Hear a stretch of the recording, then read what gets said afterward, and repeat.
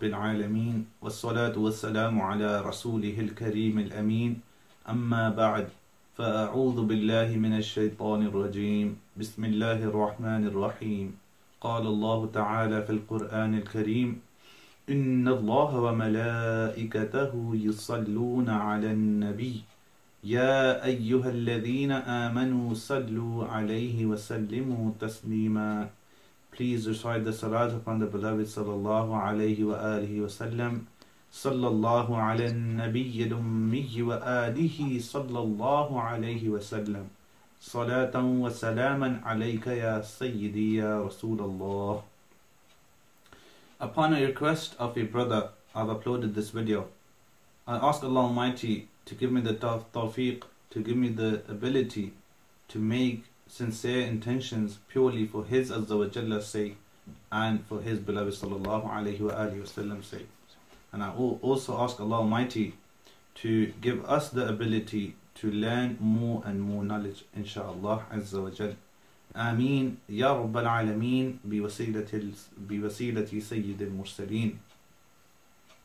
Now 3 questions were asked, which I will address in this video, inshaAllah. First one was, can God create another God? Second one, why can't there be 2 gods? And third and final question was, what is meant by the term Al-Wahid when used for Allah Almighty? Let's move on to the first question. Can God create another God? The answer is simple, which is no.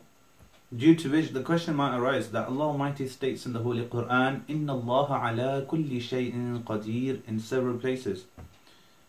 Indeed, Allah Almighty has power over everything. Now, does that refute my answer? No, it doesn't. Why?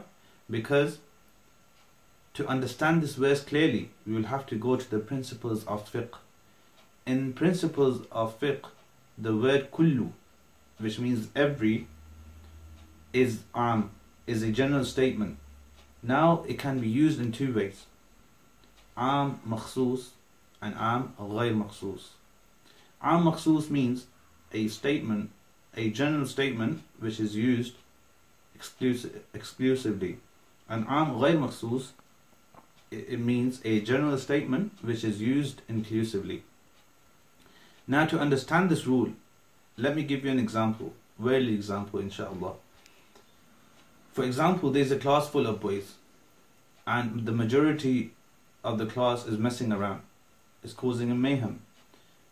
And because the teacher is tired of this, so the teacher goes in the head office and puts forward a complaint that my class is full of idiots.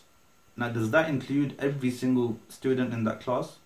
It does not. Why? Because there are a few students who are in that class, who are studying, who are working hard, who are behaving themselves, and they're excluded from this statement.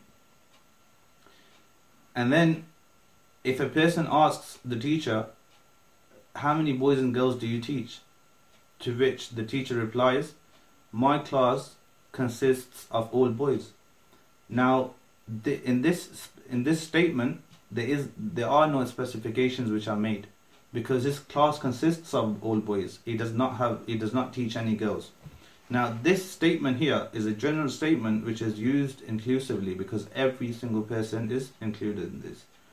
Now, to understand this rule even more, to get even more clarification, let us reflect upon the Quran and Hadith, inshaAllah. Allah Almighty states in the Holy Quran, وَكَانَ اللَّهُ بِكُلِّ شَيْءٍ عَلِيمًا, and Allah Almighty knows about everything. Now, this statement here, the word kullu means every again. Now, here, this statement is used as inclusively. Why? Because Allah Almighty knows about everything. So, saying وَكَانَ اللَّهُ بِكُلِّ شَيْءٍ عَلِيمًا, Allah Almighty knows about everything.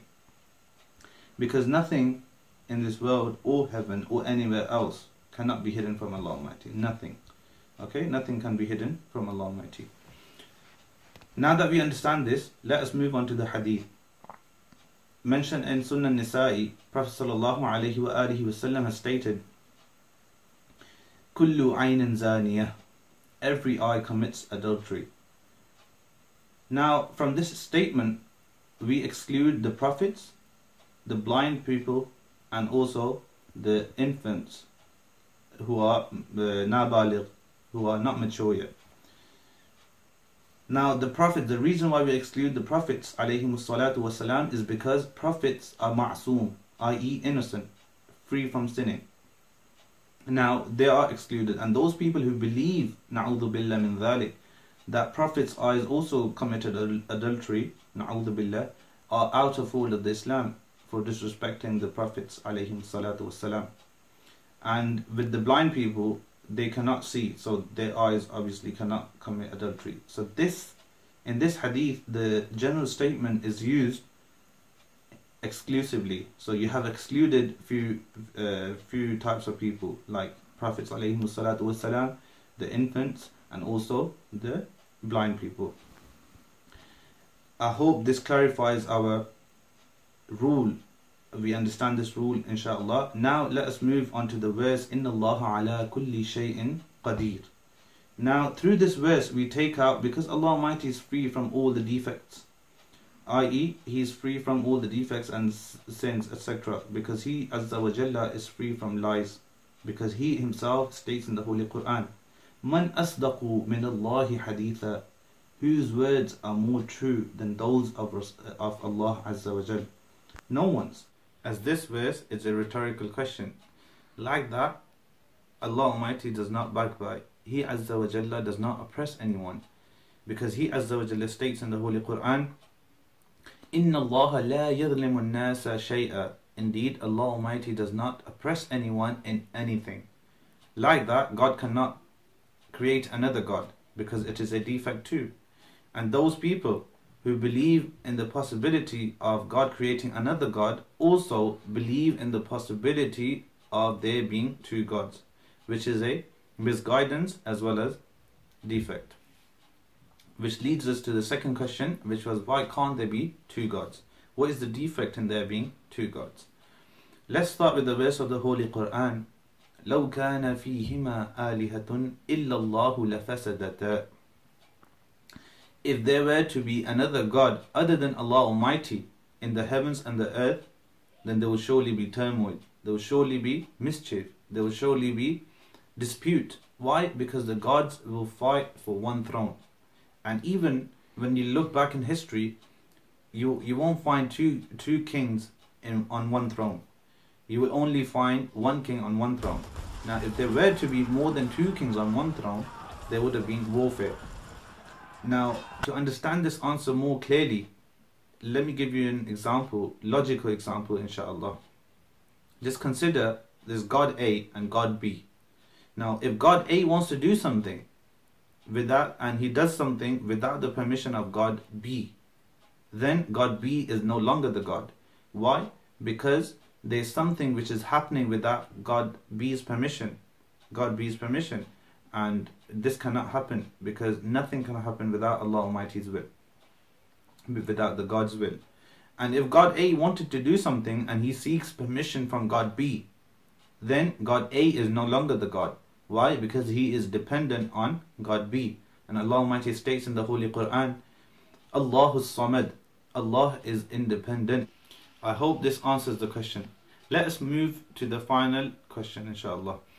The final question was, what is meant by the term Al-Wahid when used for Allah Almighty? Now, when we mention the term Al-Wahid for Allah Almighty, we do not mean the numeric term. We do not mean the number one. Why? Because numbers are defined in such a way that you take a higher number and a lower number, you add them together, and then you halve them. Now, for example, if you were to define number one, you will take the higher number, which is number 2, and the lower number, 0. You'll add them together, you will get 2, and then you halve that. Then you get your result, which is number 1.